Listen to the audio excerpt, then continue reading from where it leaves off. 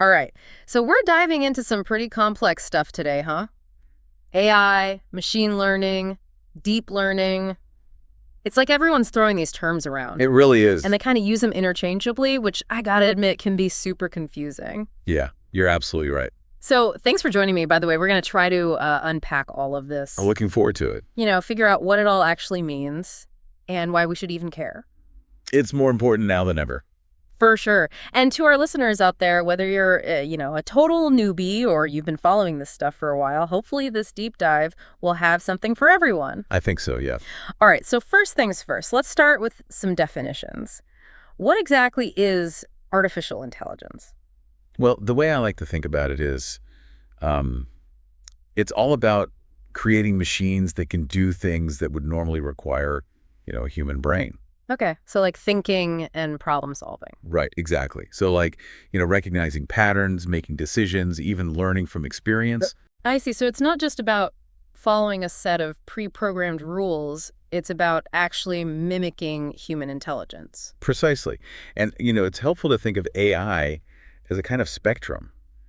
At one end, you have those really basic systems, just rule-based, like if this, then that kind of stuff. Okay, so like if the traffic light turns red, the car stops. Exactly. But at the other end of that spectrum, things get much more sophisticated. We're talking about machines that can learn and adapt, like without needing someone to program every single step. So that's where machine learning comes in. You got it. Machine learning is a subset of AI, where the machine isn't just following instructions, it's actually learning from data to improve its performance over time. So if I'm understanding this right, AI is like the big umbrella, and machine learning is one type of AI where the machine is actually learning and improving on its own. And that's a great way to put it. And then within machine learning, we have an even more specialized area, deep learning. Ah, yes, deep learning. That's where things get really interesting. It definitely does. This is where those artificial neural networks come in, right? Trying to mimic how the human brain works. Yeah. It's inspired by the structure of the brain, but of course it's still a much simpler model. Yeah. We're talking about these layers of interconnected nodes that process information, and the deep in deep learning refers to having multiple layers in these networks. Okay, so it's like layers of learning, each layer building on the one before it. Exactly. It allows deep learning models to learn much more complex patterns and relationships in the data. I've seen this analogy of concentric circles used to describe how it all fits together. Deep learning is a subset of machine learning, which is a subset of AI. It's like those Russian nesting dolls, right? Exactly. Helps to visualize it. It does. It highlights that all deep learning is machine learning and all machine learning is AI, but not the other way around. That makes sense. Yeah. Okay, so we've got our definitions down. Let's zoom in on deep learning for a bit. I was reading the NVIDIA blog, and they talk about these artificial neural networks being structured in layers with data flowing in a specific direction. Can you break that down a bit? Like, how does it actually work? So imagine you feed the network an image, right? The first layer might just detect really basic stuff like edges and corners. Okay, the building blocks. Right. And then the next layer takes those simple features and starts combining them to identify more complex shapes. So each layer is getting more and more abstract as it goes. Precisely. And as the data moves through the network, each neuron in those layers is kind of like making a decision based on the information it receives. And it assigns a weighting based on how important it thinks that information is for the task at hand. So it's like each neuron is casting a vote, and the votes get tallied up as the data flows through the network. Yeah. And the cool thing is that those weightings are constantly being adjusted as the network learns from more data. So it's not just blindly following a set of instructions, it's constantly fine-tuning itself based on the feedback it's getting. You got it. But there's a catch, and it's a big one. These deep learning models, they're incredibly data hungry. Like, they need a ton of information to learn effectively. Tons. And that's one of the major differences between deep learning and traditional machine learning. Deep learning needs massive data sets and often some serious computing power, like GPUs, to crunch all that data. So it's like a trade-off, right? Deep learning can potentially achieve much higher accuracy, but it comes at the cost of needing a lot more data and computing power. Exactly. Traditional machine learning might be able to work with smaller data sets and less processing power, but it often needs more guidance from humans to improve. Interesting. Okay, I'm starting to see how these pieces fit together. But I gotta admit, I'm still a little fuzzy on the specific nuances between machine learning and deep learning. They seem so closely related. Yeah, it's a common point of confusion. Don't worry, we'll untangle it. Let me Okay. give you an example. Imagine we're building a system to recognize stop signs. Okay, good example. We see those every day. So with traditional machine learning, an engineer might have to manually select the features that the algorithm should look for, like the shape, the color, the word S stop P. So someone's pointing out the key characteristics to the machine. Yeah. But with deep learning, if you feed it enough images of stop signs, it can actually learn to identify those features on its own and even adjust itself to get better at recognizing them, all without as much human intervention. Wow, that's pretty amazing. So it's like the deep learning system is learning to see and understand the world in a way that's more similar to how humans do it. Exactly.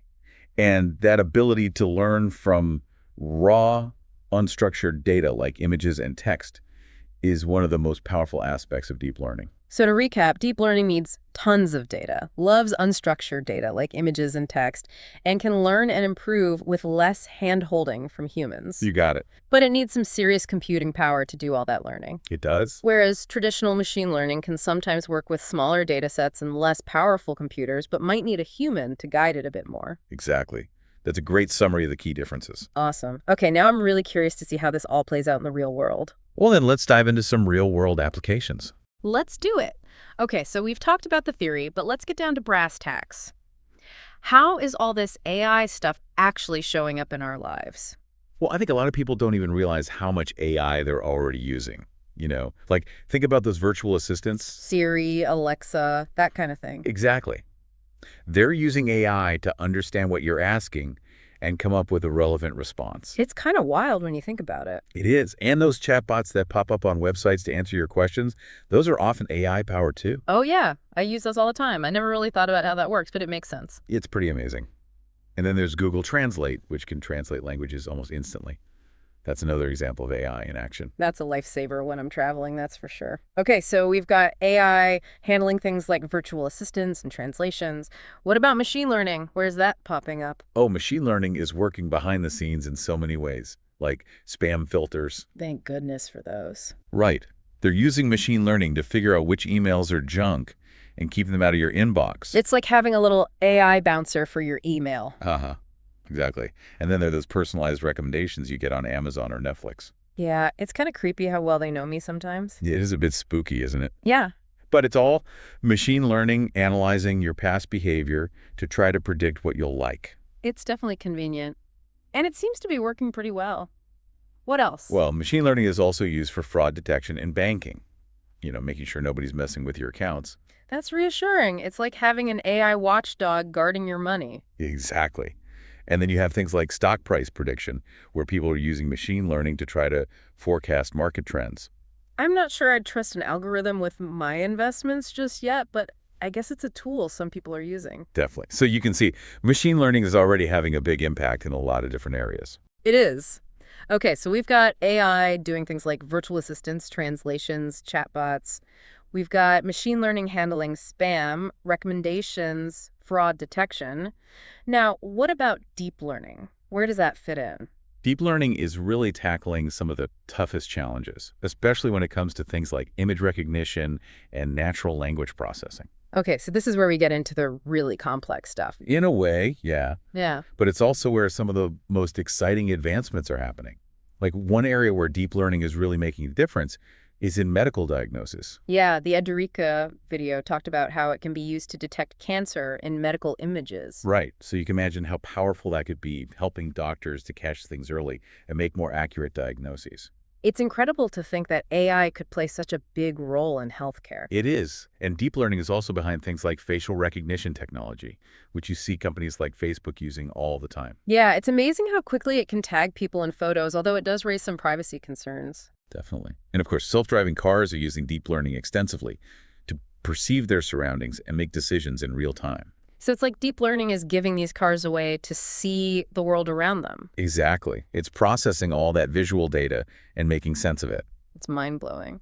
Okay, so we've got deep learning powering things like medical diagnosis, facial recognition, self-driving cars. What about natural language processing? What's going on there? Natural language processing, or NLP, is all about teaching machines to understand and interact with human language. So like those chat bots that can have conversations with you. Yeah, or think about language translation tools, or even virtual assistants like Siri and Alexa that can respond to your voice commands. It's crazy how natural those interactions are becoming, like it really feels like you're talking to another person sometime. It does. And NLP isn't just about convenience. It's also being used to analyze massive amounts of text data, like social media posts or news articles, to understand public sentiment or identify trends. So it's not just about understanding what people are saying, but also how they're saying it. Exactly. It's about understanding the nuances of language. Wow, that's pretty powerful. And as all these technologies keep advancing, it makes you wonder what the future holds, right? Absolutely. The future of AI is full of possibilities, both exciting and challenging. I think that's a perfect segue into our final thoughts. Let's shift gears and talk about the bigger picture, the implications of all this for society as a whole. Sounds good to me. Let's do it. It's kind of crazy to think about how much AI we're already using every day without even realizing it. Oh, absolutely. Like, just this morning I was checking the weather app on my phone to decide what to wear. Uh-huh. That's AI, right? Helping me make a simple decision based on data. It is. We're surrounded by these AI-powered systems. They're just becoming so seamlessly integrated into our lives that we hardly even notice them anymore. It's true. And it makes you wonder, what's next? What's the future of AI going to look like? Well, that's the million-dollar question, isn't it? And honestly, I think the future of AI is far more interesting than just, more efficient spam filters or slightly better recommendations on Netflix. Okay, so you're saying we're just scratching the surface here. Definitely. Yeah. Think about generative AI, for example. We talked about it a bit earlier, but I think it deserves a deeper dive. Yeah, that was the thing about AI creating original content, right? Music, art, that kind of stuff. Exactly. Imagine AI systems that can compose music that's just as beautiful and moving as anything a human could create, or write stories that capture your imagination. That's pretty wild to think about. It is. And we're not talking about some far-off future. This is happening now. There are tools out there like DALL-E 2, which can generate incredibly realistic images just from a text description. So you're saying AI isn't just analyzing data anymore, it's actually creating things. Yeah. And that raises some interesting questions, doesn't it? It definitely does. Like, what does it mean for human creativity if AI can create art and music that's just as good as, or even better than, what we can do? That's a big one. It challenges our whole notion of what it means to be creative, doesn't it? If a machine can create something beautiful and moving, does it matter that it wasn't conceived by a human mind? It's a fascinating debate. And I think it's just the beginning of a much larger conversation we need to have about the role of AI in society. I agree. As AI continues to evolve, we need to be thinking about the implications, both positive and negative. We need to be asking ourselves, how can we ensure that these advancements benefit humanity as a whole? So it's not just about the technology itself, it's about how we choose to use it. Right. We need to be proactive, thinking about the potential challenges that might arise, and working together to find solutions. So that makes sense. It's like we have this incredible tool, but it's up to us to decide how to wield it responsibly. Exactly. The future of AI isn't predetermined. It's something we're actively shaping through our choices and actions. That's a powerful thought. It means we all have a responsibility to engage with these topics, to stay informed and participate in the conversation about AI's role in our world. I couldn't agree more. Well, this has been an incredible deep dive. I feel like I've learned so much, not just about the technical details of AI, machine learning, and deep learning, but also about the bigger picture, the impact these technologies are having on our lives, and the potential they hold for the future. It's been a pleasure exploring these topics with you. Likewise. And to our listeners, thank you for joining us on this journey. We hope you found it informative and thought-provoking. And remember, the learning never stops. Keep exploring, keep asking questions, and keep diving deep into the world of AI. Until next time.